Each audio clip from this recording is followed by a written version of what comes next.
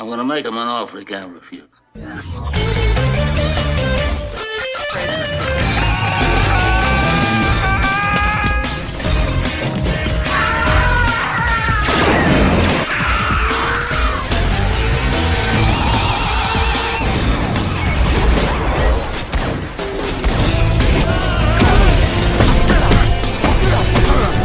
I'm not even supposed to be here today! Oh, fuck you!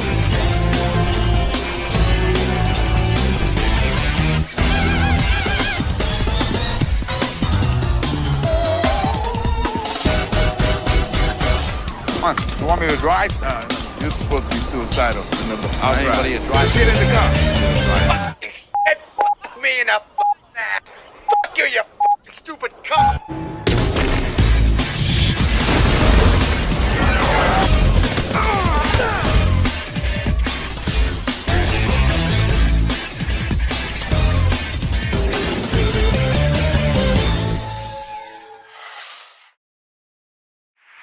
Hey everyone, it's Donji Corleone here, and I am here with a brand new movie review. And this movie review is going to be for 2023's The Boy and the Heron, directed by Academy Award-winning director Hayao Miyazaki, and the newest film that came out from Studio Ghibli nearly back in 2023, around the end of the year that time.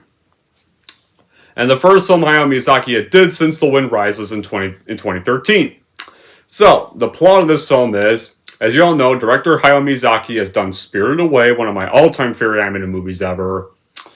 Comes his newest critically acclaimed fantasy adventure, The Boy and the Heron.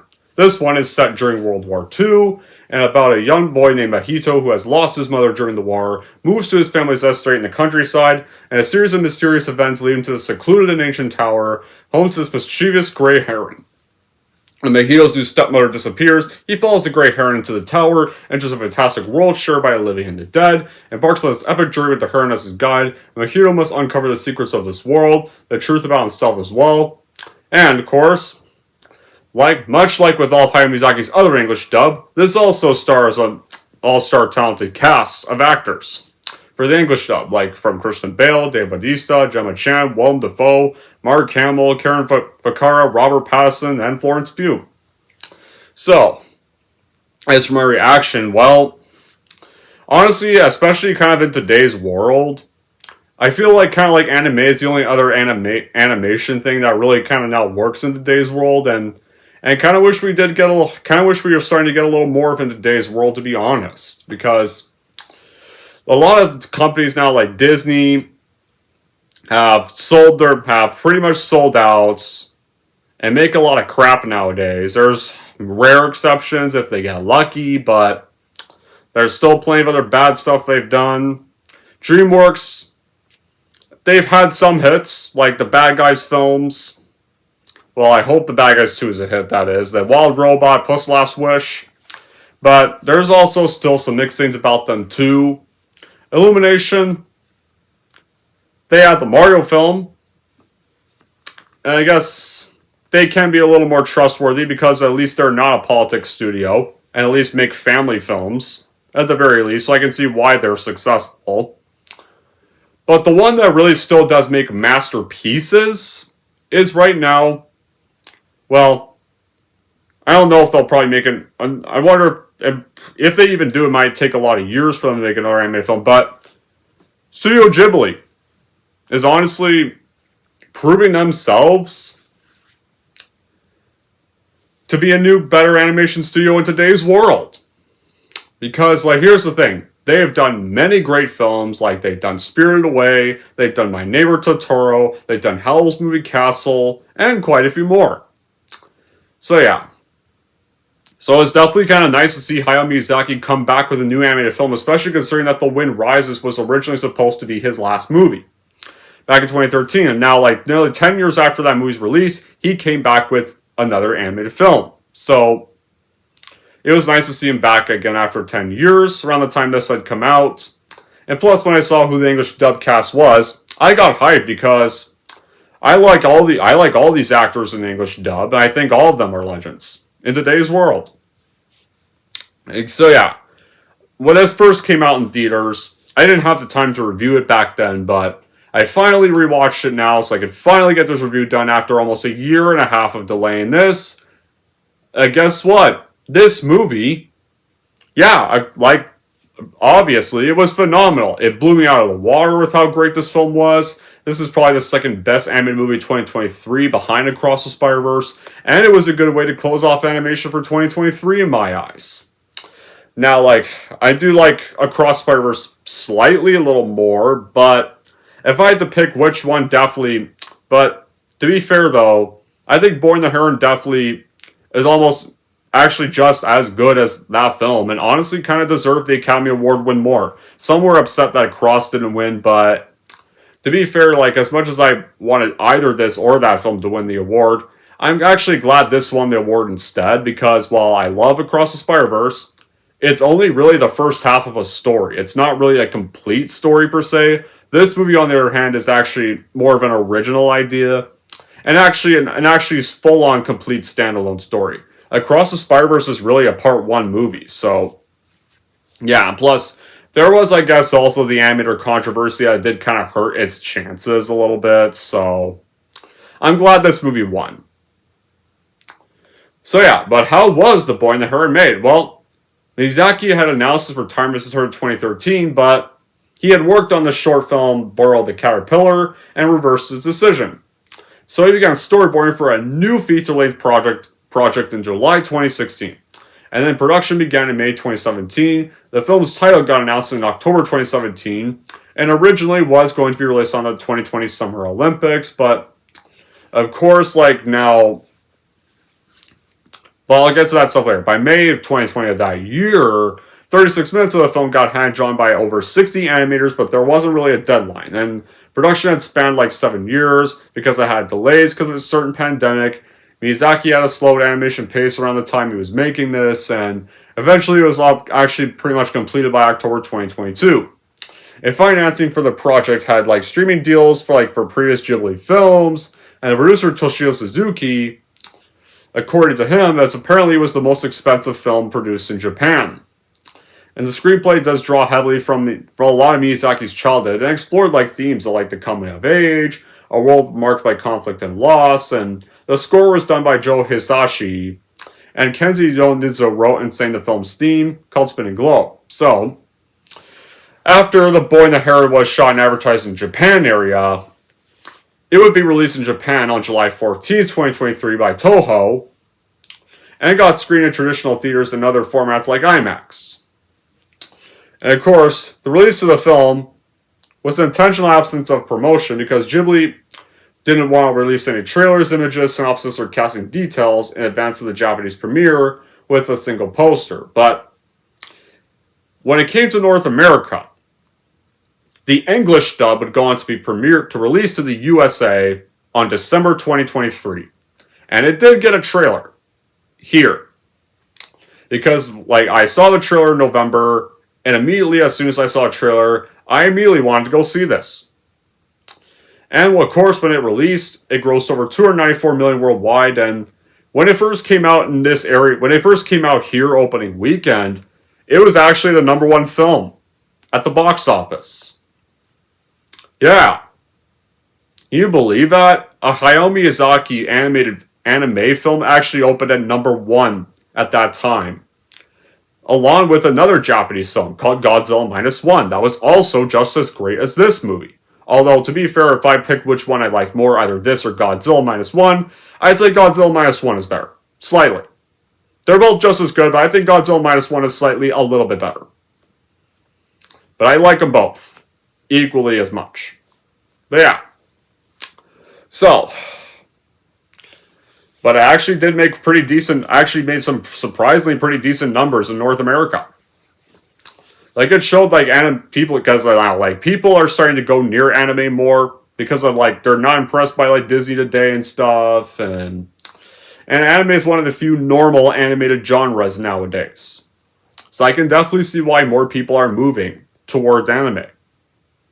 Even I'm slowly starting to I'm starting to slowly get myself introduced to more Hayao Miyazaki stuff, especially after seeing this film, and then watching Spirited Away last year for Halloween horror movie reviews, and yeah, Spirited Away is now one of my all-time favorite animated features.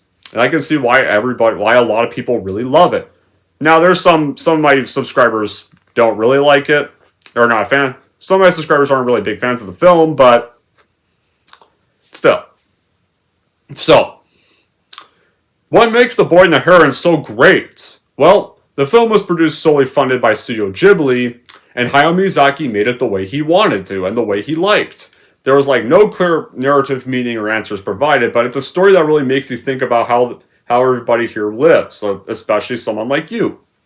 So, like, yeah, it may not be a story for, like, everybody. And this is a film that took, like, 7 years to make.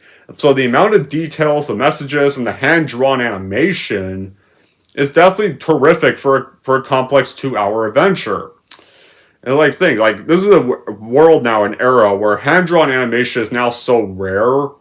So it's an honor to witness Studio Ghibli return and their consistent and pure work in the day and age, and actually see a hand-drawn animated feature.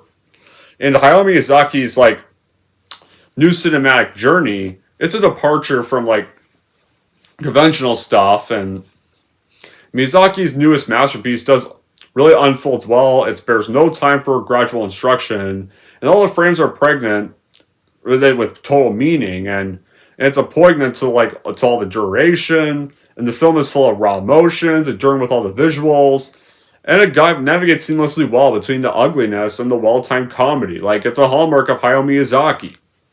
And the journey really delves deep into Miyazaki's mind, where you get a narrative where tragedy and pain harmonize. It's a meditation on grief and release, and it serves like Miyazaki's little commitment to legacy and, of course, the world around us.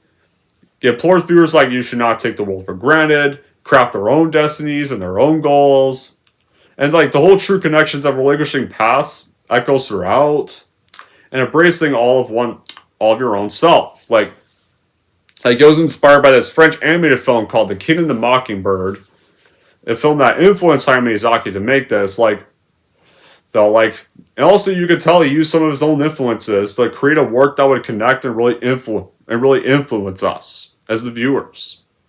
So, how do we start this movie? So, this is set during the Pacific War.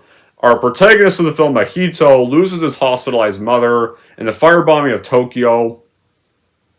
So, his father, Soichi, in the English dub, is voiced by Christian Bale, who's an air munitions factory owner. He marries his late wife's sister, Natsuko, and becomes her new... And, of course, he is going to become Mahito's new mother, and they evacuate to a rural estate. So, Mahito is distant to the pregnant Natsuko, and encounters this gray Heron, who is voiced by our comic relief of the movie, who is voiced by Robert Pattinson. Now, him and Willem Dafoe are both in this film together, and for a while, the Heron almost sounded a little bit like Willem Dafoe. So for a while, I thought it was Willem Dafoe voicing the Heron for a second, but no, it turns out the Heron is actually... And now, when the Heron's in somewhat more humanish form, it definitely can tell you can definitely tell it sounds a lot more like Robert Pattinson in those moments. But the whole little voice disguise the Heron has is actually pretty clever. So for a while, I thought the Heron was, before I saw the movie, I thought the Heron actually was Willem Dafoe for a second. But yeah, so he encounters the Grey Heron, our comic relief character, who leads into the Seal Tower, who is this known location of Natsuko's architect granduncle. So yeah, the story kind of, in a way, you know where it's going to kick off from there, where it's about to lead up to. And it begins in the real world where sadness is dominant, and because it's set during the Pacific War. And Hayao Miyazaki, apparently Hayao Miyazaki, revealed, he had experienced air raids when he was a kid, and this is from ancient to modern times, you can tell the fiction that really shows the misery of reality, and especially the storytelling structure really has no change from all of his other works. And Hayao really does well in making us dive into this world of sense of wonder. It's the throwbacks to previous Ghibli films, you get elements of Back to the Future, Inception, The Never-Ending Story, Message, Alice in Wonderland, and many more. It's really nothing but fictional images that cast down upon you. And with all the numerous homages to those stories, Hayao does well in making a film that really does bid well to stuff like the past, the penance, and all the confessions, and in a more positive, though, and more creative way. And of course, yeah, like all of Studio Ghibli stuff, the animation is outstanding. It really does well and bring a tear of joy to the viewers.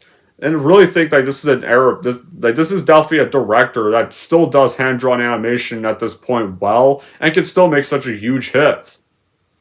And of course, you also get the beautiful score of the film, like Joe Hisaishi does terrific composing the film's score. The score really elevates the film because the film, what the film does, like it really builds around all the ideas that wouldn't be all that simple because of all the other layers that work, all the layers that do work, and yeah, like the score is also really beautifully well done.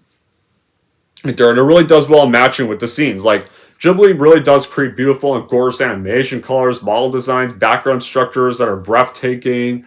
And of course, the sound designs, the soundtrack, and the colorful presentation are all gorgeous and very well stunning. And the narrative is also interesting, provides such great concepts, themes, and characters that are well developed, carry such great charms and emotions with one another.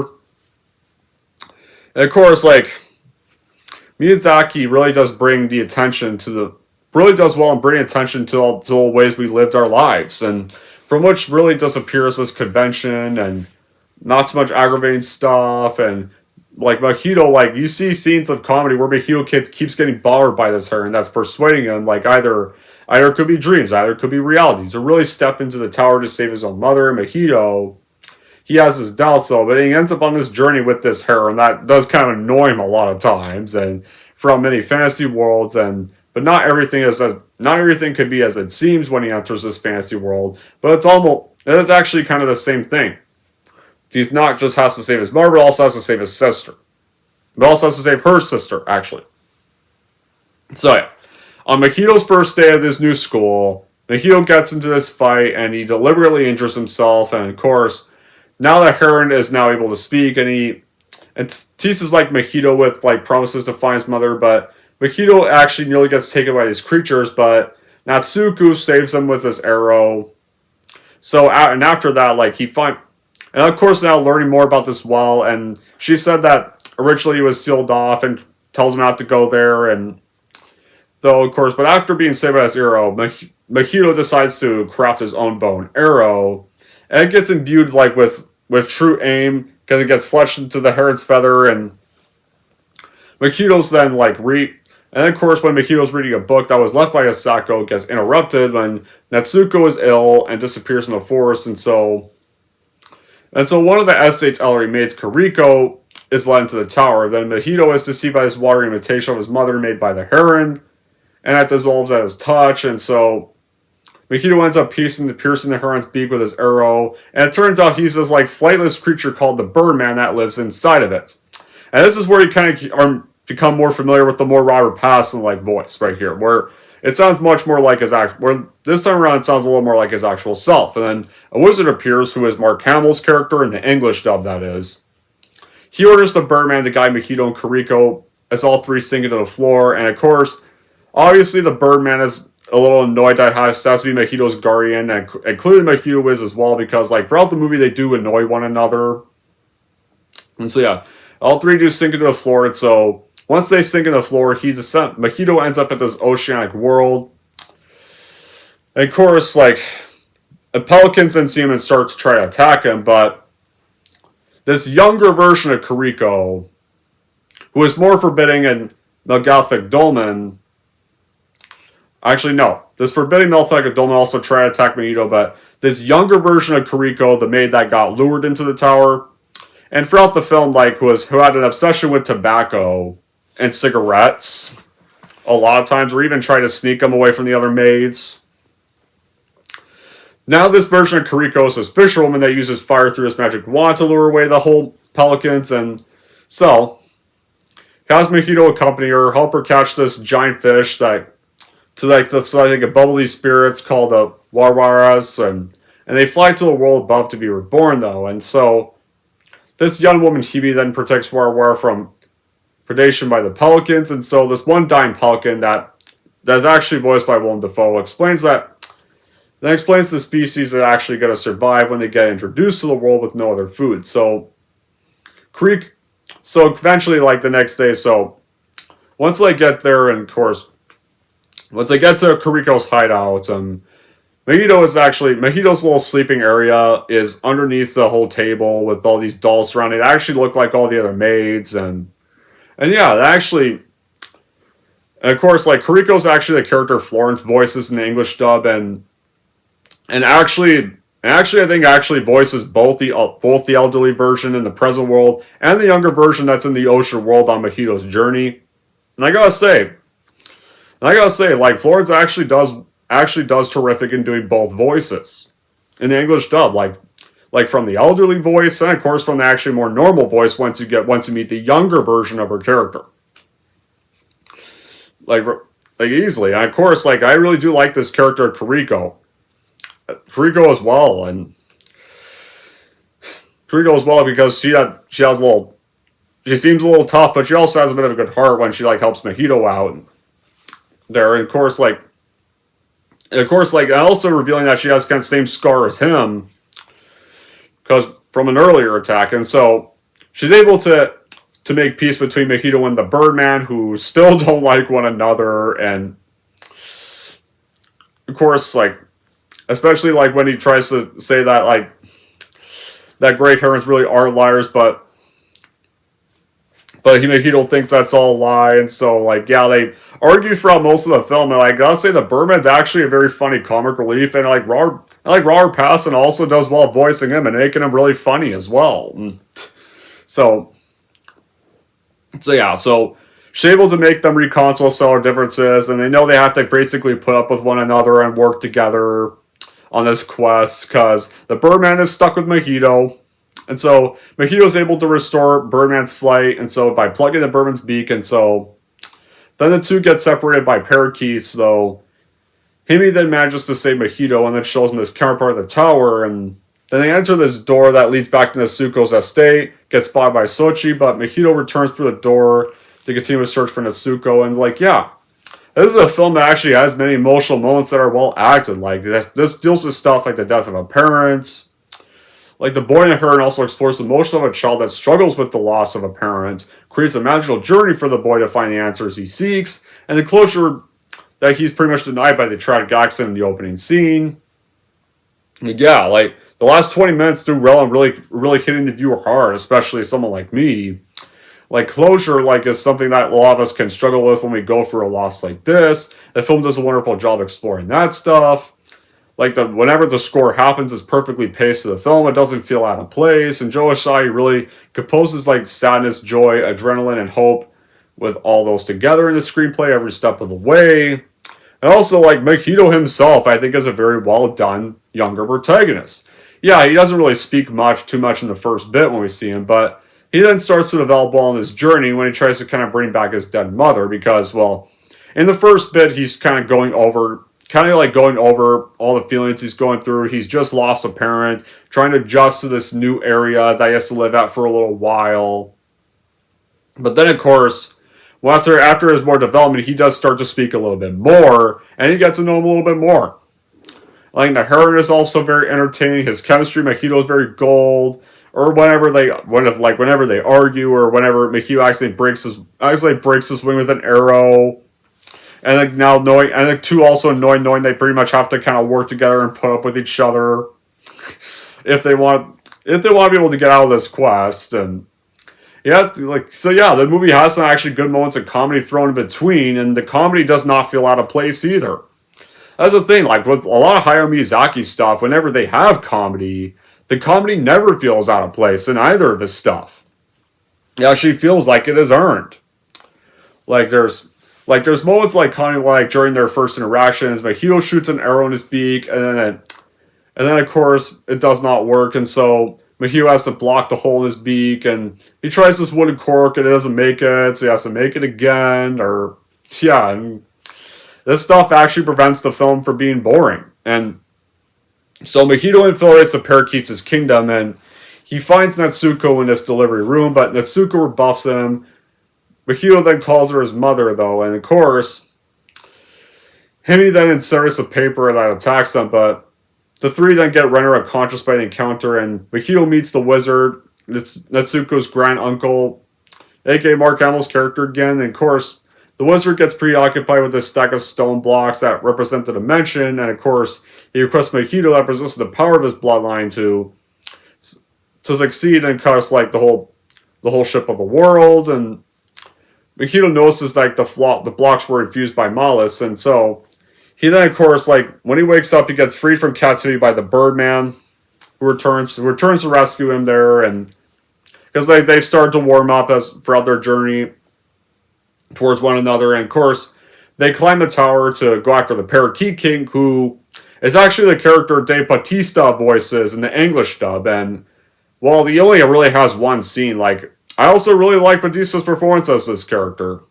as well, even though he has a little screen time and is somewhat really the brief villain of the film. And like Parakeet King's trying to deliver Himi to the wizard, or hoping to convince him to maintain the world and keep control of the world, but the wizard collected replacement blocks that are free of malice for Mahito and wants him to build this better world with them. And Mahito refuses this and acknowledges that the old malice that has a self-inflicted scar embodied in him, and vows to want to embrace those who love him instead. So I like Mahito's character development right there. So he's pretty much now come to peace with the ones he still has and the ones that he loves. It's like kind of like in Hayato's Magnum Opus Spirited Away, our hero is this Allison that has to face changes in his life, work hard to overcome high obstacles, all cope with those changes, and really grow as a character. Like in the first act, the most traumatic change is the loss of his mother, and it gets followed by the task of accepting her younger sister as replacement. And then the second act then leads the hero down into the world through this rabbit hole, and into a dreamlike realm where different species of birds are in charge. Then Mahito that goes into the underworld has to find and retrieve his dead mother, but learn that his attempt has to remain futile and has to accept that she's gone. Then, of course, by then Mahito grows up and the war then ends. And the parakeets then get transformed into pleasant new companions, and then a new life is able to begin. And that's how the story really well goes. And what really stands out is the emotional journey of the protagonist towards his biological and stepmother. And Miyazaki really captures like love, trauma, regret, longing for more time with a loved one.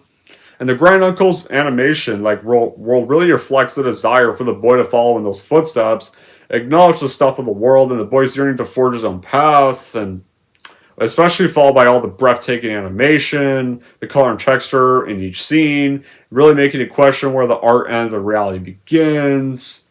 And then like the whole narrative really leaves you pierced together with the puzzle after the film is over.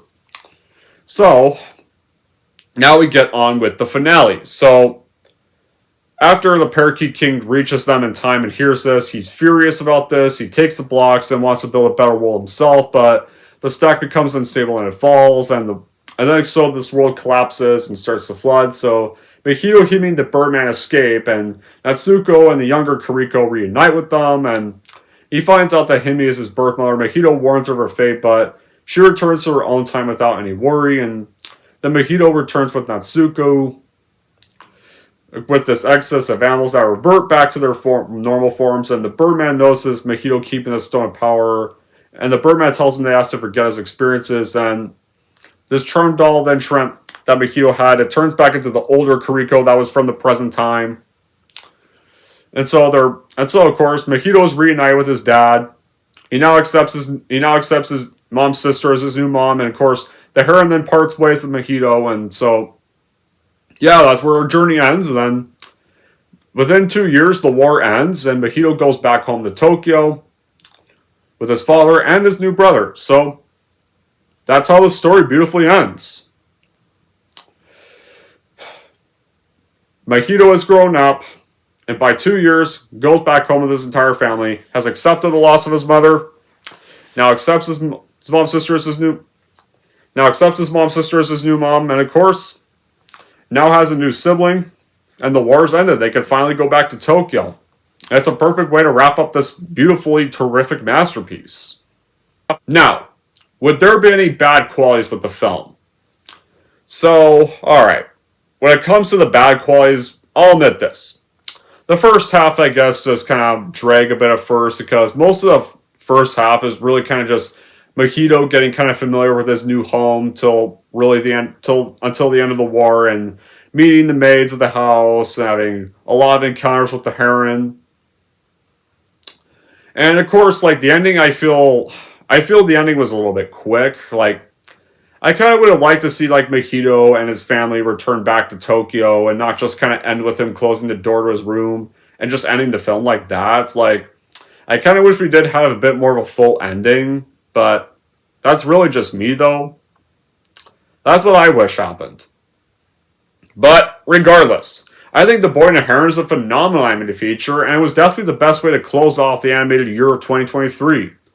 Like, I know, like, we might not get another Studio Ghibli film in the future, but I hope we at least get. But I'm glad to be checking out more of this stuff, though. So, in the end, The Boy and the Heron is worth watching and buying for Studio Ghibli fans that want to see Hayao Miyazaki do another animated feature after 10 years of absence. Anyways, guys, that's it for my review of The Boy and the Heron. If you're going to rank The Boy and the Heron, here's how I'm going to rank this movie. So overall, if you guys like anime and want to see Hayao Miyazaki do another animated feature after 10 years of absence, then I would totally watch a buy for this movie for your collection for sure, no doubt. If you're going to rank The Boy and the Heron, I'm going to give The Boy and the Heron a 9.5 out of 10.